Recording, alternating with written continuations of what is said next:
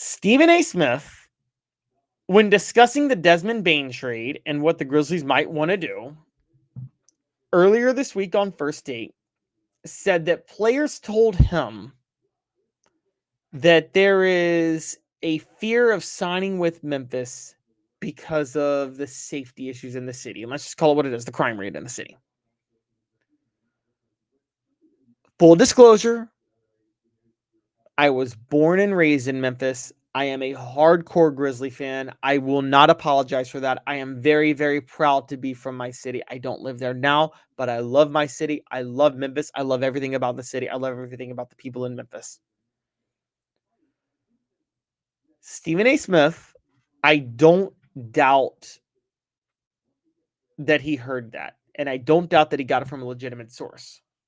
The question to me is who told him that? Now, Stephen A. Smith mentioned Jimmy Butler and why maybe Memphis couldn't lure Jimmy Butler. Now, it's possible Jimmy Butler feels that way, but Jimmy Butler played in Chicago during the height of the drill rap music era, okay? So you're telling me he felt safe there, but he wouldn't feel safe in Memphis? More importantly, I don't think Jimmy Butler is the real story here. I got it a little bit deeper. I think this disseminates from somebody who happens to have been president of the Players Union. And let me make my point. Stephen A. made it sound like it was an overall culture thing of the players to not want to go to Memphis because of the crime issues. Most of these players played during 2021 in the NBA. Chris Paul was president of the Players Union from 2013 to 2021. Chris Paul played for the Clippers at the height of Lob City. Lob City and the Grizzlies had a bitter rivalry, the crux of which was Zach Randolph versus Blake Griffin, because Blake Griffin was all flash, Zach Randolph was all toughness, and Blake Griffin didn't want any part of what Zach Randolph had to bring to the table. The other substance of that was Tony Allen, grit and grind, Memphis, versus flashiness of Chris Paul and Jamal Crawford. And the fan base of Memphis reflected that in that they hated everything the Clippers stood for with Lob City and flopping, quote unquote flopping. Zach Randolph publicly said at one point that Blake Griffin is a flopper and that he didn't used to do that, but he did it when Chris Paul came along. Memphis, the city, would chant "whoop that trick," and that was a playoff "whoop that clip," which was a play off the original "whoop that trick," a hardcore rap music song from Hustle and Flow, the movie that came out in 2005. They would chant it at the Clippers non-stop. The late TJ Simers, a columnist in LA, took major offense to the way the city of Memphis approached LA. Coming from a Memphis Grizzlies writer, a Memphis columnist, and Jeff Calkins. Jeff Calkins, to go all the way back, 2012, Jeff Calkins, before the Grizzlies played the Clippers in in 2012, before the Grizzlies played the Clippers the first time in the NBA Finals, let me go back. In 2012, before the Grizzlies played the Clippers for the first time in the NBA playoffs, Jeff Calkins wrote an article saying Lob City's Flop City, and Flop City with Chris Paul and Blake Griffin is a fake team from a fake city with a fake name. Basically saying they were the Kardashians, they were the Hollywood, and they weren't tough. TJ Simers responded in his old sarcastic way and referred to Memphis as a rat hole. And for those who don't know, in the columns, when you write a newspaper story, the city from where you are writing it used to be the thing. So if you're writing it from somewhere, you'd be like, okay, you're writing it from Memphis, Tennessee. You're writing it from Los Angeles, California. TJ Simers convinced the LA Times to say I'm writing this from Rat Hole, Tennessee, when he would write a column from Tennessee and would call Memphis a rat hole. He would quote people like Chris Paul, specifically saying, this is not a place I would want to raise my family. Because people in Memphis didn't like Chris Paul. The rivalry was that hot, and people in Memphis were a little bit tough. I say all this to say, I have a hunch that Chris Paul is behind the storylines that Memphis is not a safe place for NBA players, given the fact that Chris Paul took the rivalry with Memphis and Lob City versus Grit and Grind very personal, because he's Lob City, he's a flopper, he was fake, he was soft, and he throws cheap shots when nobody's looking. And he was president of the Players Union for 8 years while he was doing that. Stephen A. Smith has always refused to hear a word against Chris Paul. With that in mind, I think there is a strong possibility that Chris Paul is at the root of Stephen A. Smith's argument that Memphis is not a safe place. Stephen A. Smith, I won't accuse him of being an access journalist, but I will say he's getting things from sources that are very close to within the NBA, and messages get disseminated, particularly from Chris Paul. Look, let's just be honest. This is coming from the players, and it's not coming from the owners. Stephen A. is not a mouthpiece for the owners, per se. He has been supportive of the players and the Players Union to a certain degree in the past. He has tried, now, in the last collective bargaining agreement that resulted in a lockout 2011, he sided with the owners. I did too. Anybody who was rational, who looked at that situation, would have sided with the owners, because the owners were losing money on the NBA at that time. Okay. And Stephen A's point was you have no leverage. That doesn't mean he always sides with him. He gave the Players Union a fair hearing consistently. I say all that to say Stephen A's sources are with a lot of players, and a lot of players have ties to Chris Paul, who was head of the Players Union from 2013 to 2021. So let's just get this out there that Stephen A. Smith may be getting his source that Memphis is not safe from Chris Paul, who is still bitter and salty about the Lob City versus Grit and Grind rivalry that happened in the early 2010s. More importantly, though, from the Grizzlies' perspective, what does this mean going forward? I don't know if people know, but this may have inadvertently united Grizzly fans in a way they haven't been united since Grit and Grind.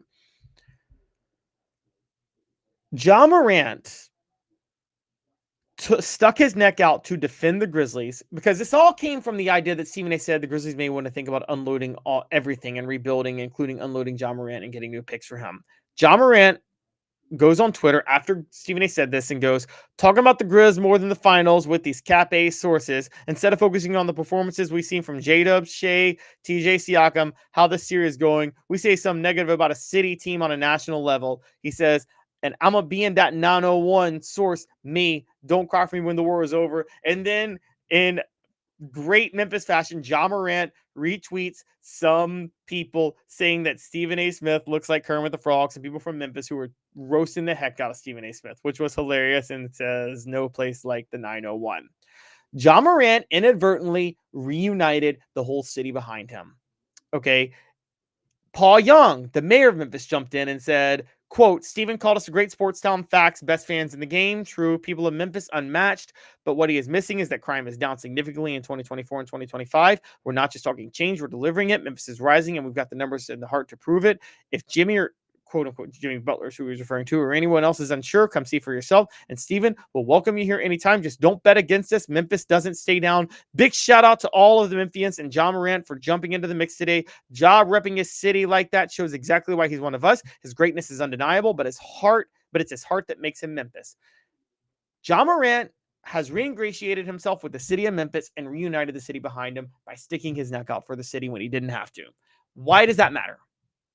For those not tied to the city was split about Ja Morant. This is the city that loved Zach Randolph. There was a question, and this is a big deal now. Before Ja Morant stuck his neck out for the city of Memphis against Stephen A. Smith, a much higher percentage of people that live in the city of Memphis would say that Zach Randolph is a greater Grizzly than Ja Morant than people across the country would say. Zach Randolph was a kid. Zach Randolph was a person with a troubled past who didn't have a great support system, who came to the city of Memphis and found a home and found a fan base that embraced him and embraced him back. And truly representing Memphis in that way off the court, he represented it that way on the court because he wasn't that athletic. He couldn't dunk despite being 6'9", but he found a way to make himself elite because of how smart of a player he was, how hard of a worker he was, and how great of a finesse player he was. Ja Morant, to a lot of people, was the exact reverse. He was a player with raw athleticism, all the talent in the world, all the potential in the world, who squandered it because he wanted to be the next Grand Theft Auto star while flashing guns in everybody's face. And it wasn't just his behavior off the court, which doesn't just include the guns, okay? Ja Morant was starting fights with people at malls in Memphis, threatening a security guard allegedly, getting involved in so many shenanigans, and acting like he was all about this life, despite coming from the suburbs. He was also showing major regression in his game after he got his big contracts. Ja Morant shot 34% from three. The 1 year he shot above 30% from three was his contract year, when he shot 34%, when he knew he needed to get better from three to get his big contract. He gets his $200 million contract, and his three-point percentage dips down to below 31%. He hasn't shot above 31% since then. It's very clear to a lot of us Grizzly fans that Ja Morant only shot well from three, and he only bothered to work on his three-point game the 1 year he was up for his contract. And after he got his contract, he's only cared to flash and show off and get involved in shenanigans off the court because he got his money, and that rubbed a lot of us the wrong way, particularly him smiling on the bench after the last series in which they lost to OKC.